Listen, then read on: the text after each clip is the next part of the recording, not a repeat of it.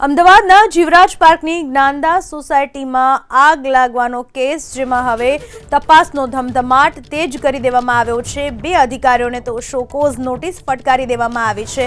બેદરકારી બદલ હવે મહાનગરપાલિકાના અધિકારીઓ સામે પણ કેસ નોંધાઈ શકે છે। જાણ છતાં બેદરકારી બદલ આ અધિકારીઓ સામે પણ કાર્યવાહી થઈ શકે છે।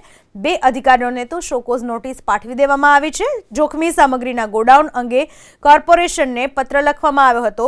અમદાવાદમાં જ્ઞાનદાસ સોસાયટીમાં આ આગના કેસમાં હવે તપાસ વધુ તેજ, અધિકારીઓ પર હવે ગાજ વરસી શકે છે। 7 દિવસમાં બે અધિકારીઓને જવાબ આપવા માટે શોકોઝ નોટિસ પણ ફટકારી દેવામાં આવી છે।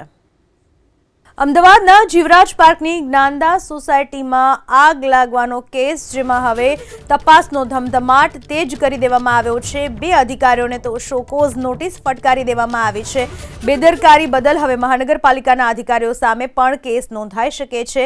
જાણ છતાં બેદરકારી બદલ આ અધિકારીઓ સામે પણ કાર્યવાહી થઈ શકે છે। બે અધિકારીઓને તો શોકોઝ નોટિસ પાઠવી દેવામાં આવી છે। જોખમી સામગ્રીના ગોડાઉન અંગે કોર્પોરેશનને પત્ર લખવામાં આવ્યો હતો।